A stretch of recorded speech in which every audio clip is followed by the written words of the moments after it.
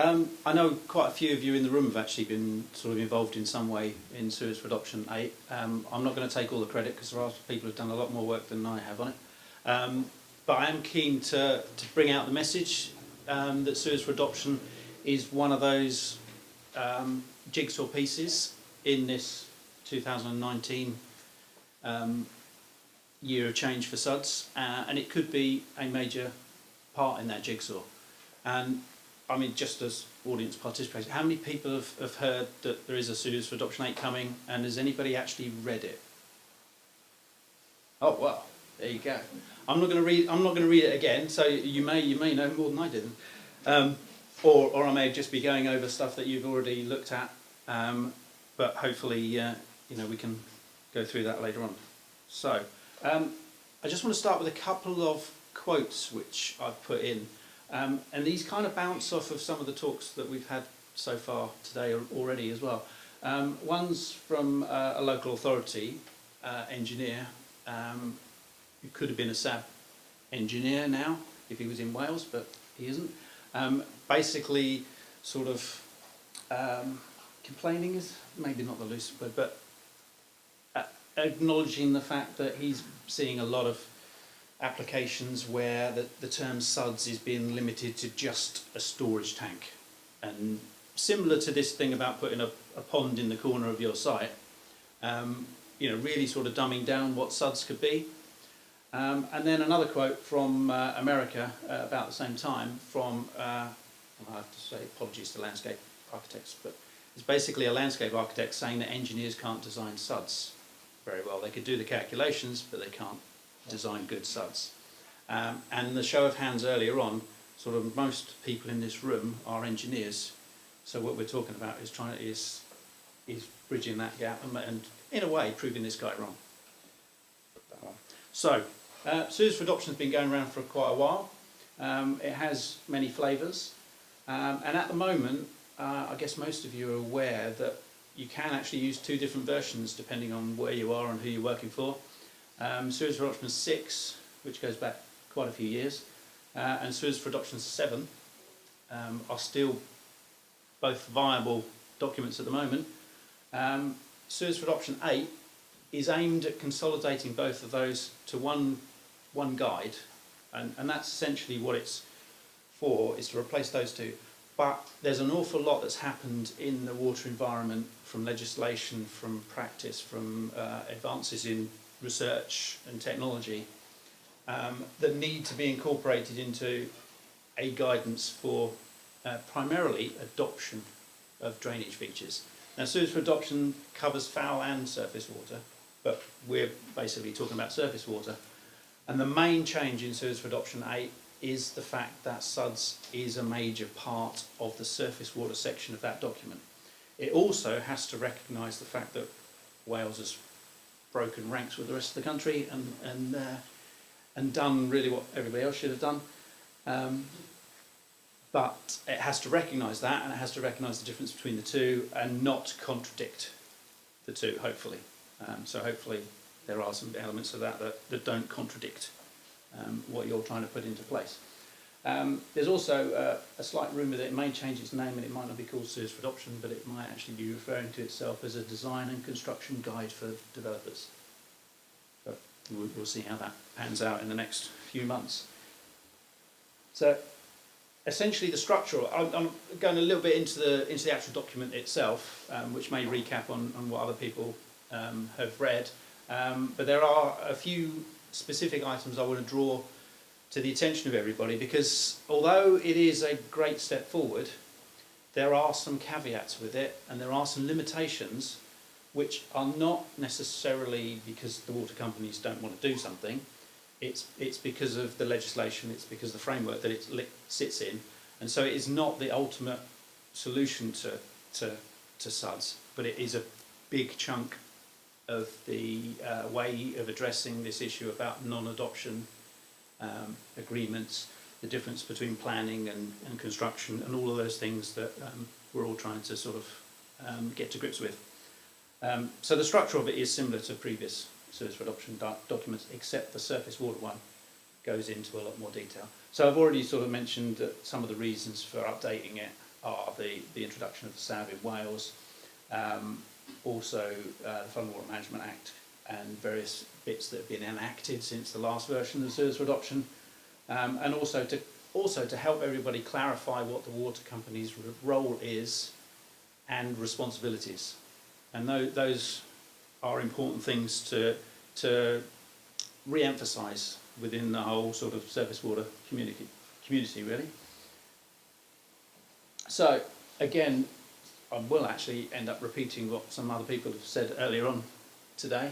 One of the things that's in there is this drainage hierarchy, this way of approaching surface water in that we're not seeking to just get it straight into a pipe for the benefit of getting it adopted. This is really a whole strategy, a whole philosophy, which is in keeping with the NPPF, with building regulations, with the Syria guidance, and the SAB role.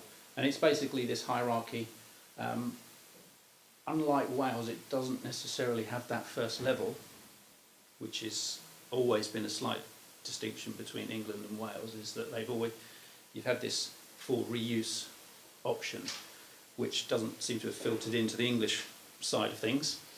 Maybe that will come, but essentially the hierarchy is the same. But when it comes to the stuff that us engineers have to do in delivering a scheme, we always end up with this sort of tug-of-war situation where we have a lot of push towards, proper SuDS solutions, a proper sustainable solution, but we have adoption pressures, and we have legal pressures, and we have maintenance pressures, and we have all these other pressures that are pushing down towards a simple pipe solution because everybody can measure that, they know how big it is, they know where it is. It's all this asset knowledge. It's also I suppose there's a fear of the multi-use terminology on SuDS features, that if you're starting to share its use with other third parties, can somebody actually adopt something that gives rights of access to the public and those kind of things. And that sort of juggling act is something that we faced for a long time. So Sewers for Adoption definitely tries to overcome a lot of those things. So one of the important things to bear in mind is that unfortunately unfortunately, whichever way around you want to look at it, water companies are responsible for certain things, and they are enshrined in legislation and have certain roles and responsibilities. And in terms of the SuDS, this is one of the key things that everybody has to remember, that there are certain things that water companies aren't allowed to do, because that's the way the Water Act is. But it's also that they are keen, as demonstrated earlier, to take on that role that's kind of been left by the gap with the SAB not being around. So there's this sort of bridging of the gap between those two sort of areas. So one of the definitions, which I don't know whether it's, many of you probably know this anyway, but it's the definition of a sewer, and that's what makes some of the difference between what can be adopted and what can't be adopted, is in a way down to the definition of what can be a sewer. And technically speaking, it is something that must carry away, in our particular case, surface water. And then it gets a bit grey where it says not simply collect or contain it, because that's where you're starting to stretch the sustainability side of things. But it must have a proper channel and a proper outfall, or an effective outfall. So there must be things that you can point to that say, well, that is your asset. And that goes back to the asset research stuff, that if it's a vague, nebulous thing on the ground and with no defined edges to it, how can you say that that is the SuDS feature, or not a playing field, or some other sort of mix? Part of that has been built into the Sewers for Adoption Act to try and clarify that and make it easier for people to understand from both sides. So from those proposing the system and the asset, for those taking it on. The other two parts that should always be noted as well is that highway drainage is not, strictly speaking, a sewer. If it is only dealing with highways, then it's not a sewer. And the word not obliged is used in Sewers for Adoption 8, which means that it doesn't necessarily mean that it can't be a sewer, but it's not typically a sewer. It's the difference between your section 38 type drawings and the drainage asset drawings. Land drainage is another feature, and this again has always been one of those grey areas with SuDS features, is that there is the potential that you could see a largely vegetated green SuDS feature as taking land drainage. That is something that I think possibly, maybe it's a discussion with Andy as well, is that it's the perception of what is land drainage, and if you are promoting something that's essentially surface green SuDS feature, how can you delineate that against land drainage, and then therefore seek adoption of that feature? Various parts of the Sewers for Adoption will be similar to those that everybody's seen before, more in keeping with Sewers for Adoption 7 than 6, but they give you options on there. And this section, if you are going to read any other section, is really part C is the one you want to read, which is the surface water one. The definition of what is a sewer and what isn't adoptable is put out in a much more detailed manner, and it features several things that if you can comply with these kind of conditions, then it is something that is potentially adoptable. It has to do more than one building, in a similar way that the SAB adoption criteria is, that it doesn't apply to single dwellings. The adoption part of it is for multiple properties. It has something that you can measure its feature, like its channel, and then it conveys or returns the flows to the environment. And it has an effective point of discharge, so that's something that you can say, well, that's the end of your asset. That's the ultimate goal of that water resource, whether it's a soakaway or a watercourse or another sewer. What it can't do, and this is where the sort of combination, where the difference is between SuDS as individual features and SuDS as a philosophy for an entire site, is that there are some components that can't be adopted because of the legislation, because of the role, and these will include things like watercourses, which are a SAB or a LLFA role and responsibility, or even an Environment Agency one, but not a asset that, strictly speaking, a water company can adopt. There's other features like managing groundwater, highway drainage again, and there are components which are commonly quoted as being SuDS features which are specific to an individual property, are things which aren't really classified under Sewers for Adoption 8 as those which can be adopted. So things like permeable paving is not at the moment, although it may be in some circumstances, but generally under Sewers for Adoption 8, permeable paving is not a water company feature that they'll be seeking adoption of. Along with green roofs as well, because green roofs are generally associated with a single dwelling or a single building, single curtilage. It wouldn't comply to this multiple property requirement. So there are a few things that are kind of ruled out a little bit. What I've done is I've basically expanded on what is in Sewers for Adoption, looking at this drainage hierarchy, which is explained again. One of the other things in there is that you must not drain to foul sewer, which I think is accepted by everybody, but it's reinforced again. But the hierarchy is reinforced in several sections of the document. The other one is, and this is quite interesting, probably makes perfect sense, but that the Sewers for Adoption is not there to dictate what your discharge rate is going to be. The body that dictates or agrees your discharge rate is the lead local flood authority, or in the case of the SAB. They are the ones looking at the overall surface water management, and they'll be the ones that will agree through the planning process what your site's discharge rates and compliance will be. Sewers for Adoption doesn't have that guidance in there. It is purely how, once you have that agreement, it's how you manage it within an asset that's potentially adoptable. Hopefully that kind of makes sense. So it's kind of emphasising that role between the Flood and Water Management Act and helping clarify who's responsible for which part of that. Because there are some cases where you do get two bits of different information. You'll get a lead local flood authority that says, this is our policy, you'll do 2 litres a second per hectare or whatever it is, and then you'll get a capacity report back that says, we've got capacity for 35 litres a second from your 2 hectare site or whatever it is, and the two don't match.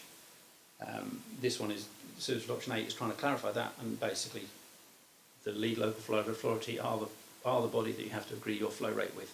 And then all your other calculations fall off the back of that. So hopefully that makes some sense. In section C there are a lot of talk about different components. So it kind of breaks it down into components rather than strategies. And the strategies are all sort of the SuDS manual type concepts, whereas the Sewers for Adoption is more of the sort of technical manual. So it looks at the individual components and says, well, if you're going to introduce this type of component, these are the general principles that that component will have to comply with to make it potentially adoptable. So it includes things like swales, ponds, infiltration systems. So things that may not have been previously sort of something that you'd rush to a water company to adopt. These are all in there. And then it goes through each one of those, giving a very high level criteria. Most of the references in here, like with the Welsh one, refer to the SuDS manual. So rather than repeat 1,000 pages of the SuDS manual, every sort of thing that's in there that needs to be referenced is then cross-referenced in Sewers for Adoption. There are a few familiar bits in there about performance, low flows type situations, particularly on the underground pipe elements of it, which are pretty much the same as they always have been, with the no surcharging rules, self-cleansing, that kind of stuff is sort of still in there. Parts of it that have changed, again, I was saying the infiltration components are in there, and this is probably an example where rather than list out pages and pages about what an infiltration component should be, how it should perform, what the criteria are, it basically refers to tables within the SuDS manual and the sections, so you don't have to repeat all of that stuff. But it does mean that if you are designing a potentially adoptable SuDS system, you do have to have both books with you. So, but hopefully it is a big step forward. And one of the other things which is quite interesting, and this is always a little bit of a dilemma with engineers in designing sites, particularly small sites, is how small can your flow control device go?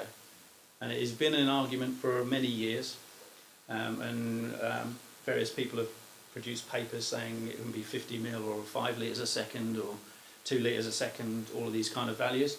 Sewers for Adoption 8 actually has two sort of guiding values for it. One is 100 mil, which I think is pretty much the 5 litres a second type orifice. But then it adds this extra criteria where if your SuDS system is designed in accordance with the SuDS manual and you've got some suitable facilities in there which will filter out all the grit and the debris and all the stuff that generally blocks up your orifices, you could go down to a smaller pipe size. So I can see this having some impact, and I certainly have seen a lot of responses back, certainly from lead local flood authorities, where they are now ratcheting down the discharge rates that your site is complying with, and not necessarily falling back on this 5 litres a second, which has been in circulation for a little while. That they're now going down to less and smaller values, and so this will kind of reinforce that when it comes through. The other bit that it adds in there, which is a byproduct of the whole SuDS philosophy, is that traditionally Sewers for Adoption sort of stops at a 1 in 30 year return period. Basically, that's what your pipe designed for. Anything above that is exceedance. It should be designed for, but not necessarily as part of the adoptable system. Sewers for Adoption 8 recognises the fact that SuDS systems usually are designed for those more extreme events, up to sort of 1 in 100 year plus climate change. It's not specific on the climate change, probably because it knew it was going to change. But it's in there now on the basis that generally the SuDS feature will be more towards the surface and manage those large exceedance flows. And it recognises that that then ties it back to the planning process so that you can get a system that's adoptable that also complies with the planning requirements that you've got, rather than having potentially two separate systems. It joins them up, which is another great step forward. Underground one. I've highlighted this section because I think this is quite important historically in designing pipe systems, in that you can run a Windows or whatever bit of software you want to run, and it'll work out what your pipe sizes are for a particular rainfall event, even the 1 in 100 plus climate change, and you'll have these nice sized manhole chambers and pipes. But what it doesn't necessarily do is recognise the fact you've actually got to get the water into those pipes. So I've highlighted this one because this is important, because I've certainly looked at sites where we've looked at the difference between a 1 in 30 year event in a sewer and the number of gullies needed to convey the water into that pipe network, and the number of gullies you're going to need to get a 1 in 100 plus climate change. And there is a very big difference. If you only put in enough gullies for the 1 in 30 year event, that's all that the system's going to accept. It doesn't matter how big your pipes are. Your system is still not going to function completely in the way that it should do. So I'm really just sort of putting that out there because this recognises that fact, and I think that is always a good thing to encourage your junior engineers to be aware of, that whatever they're designing, every component of it has got to work in a chain. Otherwise, there'll be a little weak link, like an inlet, that will prevent the whole system working the way that you perceived it to do. So the next bit, I've just gone through and you may recognise this table from the SuDS manual, what the SuDS manual lists out as SuDS components, and I've just mirrored those against the elements of Sewers for Adoption to basically tick through which ones potentially Sewers for Adoption allows you to adopt. So these are not necessarily the ones, each water company could go beyond that quite easily, up to their own policies, but generally speaking, on the wording of the Sewers for Adoption, this is sort of how it pans out. So rainwater harvesting systems, green roofs, these are those things that are site specific within the single curtilage, so strictly speaking, not something that would be accepted or adoptable, sort of in a similar way to the SAB way. Infiltration systems, these would be, although individual soakaways wouldn't be, but larger areas would be. Proprietary treatment systems, this is all very vague in Sewers for Adoption 8. There's no description of them at all, really.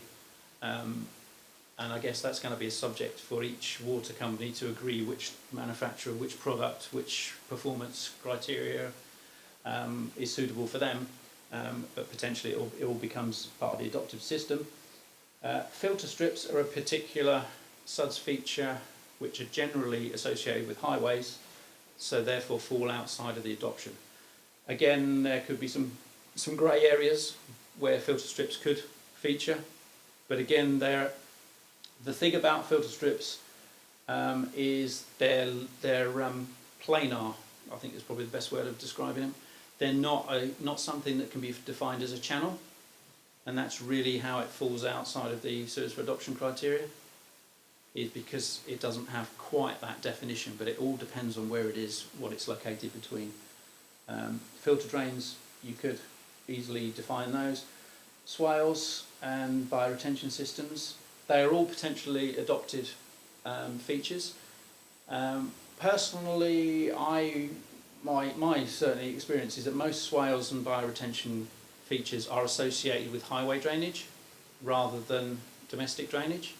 And if they're associated with highway drainage, then they're a highway feature and not an adoptable drainage feature. So there's going to be some areas where we need to know, and it needs to be clearly defined what their function is. So that's an area I think to watch going forward on that one. Trees are in the SuDS manual, but again I'm not sure that many water companies will go around adopting trees as a single feature. Could be wrong, but we'll see. Pervious pavements, as said before, generally perceived to be a highway, so fall outside of the drop-in criteria. And then we get attenuation tanks, detention basins, ponds and wetlands. And then these last ones will be the interesting ones where we'll have to see how each water company views standardisation in particular of those features and how much creativity there is. So this little illustration is just a sort of simplified version where what we're trying to show is that some of these features can now be put online, and this is another big feature which I think SuDS Adoption 8 really enables us to do proper SuDS features, proper SuDS systems where we can get the management train in the right order and not have to, which unfortunately I've seen in the past, where say for instance the attenuation storage basin has to be offline because it can't be adopted, and you have a sewer running around the outside of it which takes all the low flow and only ever gets used for the big flow, so all the water quality stuff gets lost. Hopefully with SuDS for Adoption we can put those online and get the treatment train actually functioning right from every single rainfall event. So in essence, if we had a sort of simple sort of development, a bit of highway, a bit of residential properties, and we went to a sort of typical arrangement, we'd have highway drainage sort of in there. That might be quite sustainable under design management for roads and bridges. And then when we get to the combination, we have all the SuDS features that aren't adoptable, so they have to be in their own curtilage in their own confined areas. Then you have the adoptable drainage in the network and the highway drainage, and you end up with this sort of triple system. Hopefully, all going well, we can get rid of some of those drainage features. We can join them all up, get them working in series rather than parallel, and we actually save money. We actually get less pipes. We get less uncertainty in the whole process. We get this more joined up feature, and that's where we will be watching Wales much more with interest to see this joined up approach to everything. And there you go, shout out to Anglian Water there a little bit, because I would have to say that they're, out of all of the water companies that I certainly deal with, they're sort of up the top there. There's a few others in there, Yorkshire Water are quite good, who are giving this strong leadership and guidance into what SuDS for Adoption 8 might actually look like, or at least the guidance that goes with it might look like. There are other independent NAVs which is coming out. They're becoming a bit more used and referred to, and because they're, I don't, intrinsically they're a bit more independent. They've got a little less history perhaps on assets. They've sometimes, in some cases, been a bit more active, a bit more proactive, certainly in the SuDS feature. So, I mean, this is one from Icosa Water, which I don't know whether many of you have heard of them, but they have their own mini SuDS guide as to what they would adopt.